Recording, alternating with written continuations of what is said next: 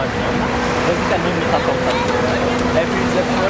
ኤፕሪል ዘ ፉል ናይስ በጣም ኤፕሪል ዘ ፉል ምን ማለት ነው? ኤፕሪል ዘ ፉል እንደሚመስለው ልክ ፈን የሆኑ ነገሮችን ሰው ማስደንገጥ አብዛኛው ሰው የለመደው ልክ በዚህ ቀን ያልተለመደ ነገር አድርገ ያን ሰው ማስደንገጥ እና በቃ አዲስ ነገር ያ ነገር ሆነ እንዲህ ብሎ በቃ ይደነግጥ በዛ ነገር አንተ ፈርታለህ።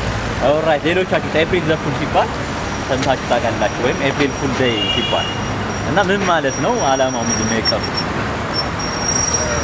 ያው ተመሳሳይ ሆኖ ሰው ባልገመተው አስደንጋጭ ነገር ሊሆን ይችላል። እንደዚህ አይነት ተናግረ ነው ከዛ በኋላ ያንን ነገር አሁን የደነገጠንበት ነገር ያ በኋላ እንደዚህ ነው እንደ ያለኝ እንደዚህ እስከሚል ድረስ እንዲደሰት ማለት ነው። በጣም አሪፍ። የካቲት 12 ሆስፒታል ኦኬ። የካቲት 12 ምን ማለት ነው? 12 ትልቅ ታሪክ ነው። ኦኬ ያው በ1935 እስከ 41 በደረሰው በኢትዮጵያ ጣሊያን ወረራ ጊዜ ኦኬ ኢትዮጵያን ፓዝሮች የነበሩት ሞገስ አስገዶም እና አብርሃ ደቦጭ የሚባሉት በግራዚያኒ ላይ የግድያ ሙከራ ባደረጉ ያ ግራዚያኒ ተናዶ ኢትዮጵያውያን ላይ በጣም ከ30 ሺህ ከሚበልጡ ኢትዮጵያውያን ላይ ጭፍጨፋ አድርገዋል። በጣም አሪፍ። ያንን ለማስታወስ ይህን ሐውልት ቆሟል።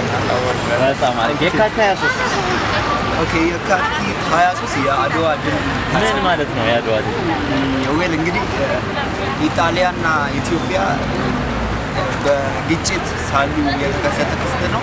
ይህም ጣሊያን ኢትዮጵያን ለመውረር አስባ ነበርና ጀግኖች አባቶቻችን ደግሞ ከምኒልክ ጋር በመሆን ይህንን የመጣውን ጠላት ለመመከት የታገሉን ትልቅ የድል በዓላችን በዚያ ዕለት እንዲያውም ዛሬ 23 ነው የካቲት የዛሬውን አክብረን ነው በተለይ ኤፕሪል ዘ ፉል እንደወረደ የተቀበልነው በዓል ነው አድርጌ ማስበው። ምክንያቱም አንድ ሰው ያስደነግጠናል። ያ የሚያስደነግጠንን ነገር ደግሞ ለሰው እንነግራለን። ያ ሰው ይደነግጣል።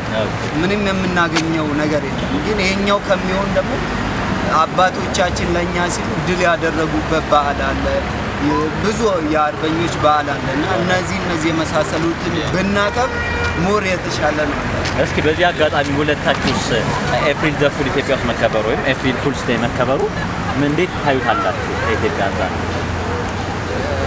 እንደኔ የሚመስሉ ካሉ ብዬ ማስበው ምንም ባሌ የሌለው በዓል ምንም አትለኛ ኢቭን በዚህ በዓል ሁኔታቸውን ያጡ ሰዎች አሉ። በመደንገጥ የፍቅር ጓደኛች እንደዚህ ሆነ የእውነት ምናምን ነገር በመንገድ በመሀል ላይ በትራፊክ አደጋ በምናምን እና ከዛ ይልቅ ስታለን እኛ ኢትዮጵያዊነታችን ማለት በብዙ ነገር የተመረጠች ሀገር ናት እና እነዛን ነገሮች አሁን እንዳልነው ማደው አለ ብዙ ነገሮች ማለት ለቅኝ ግዛት ጆይን ሰጥቻ አፍሪካ ሀገር ናት።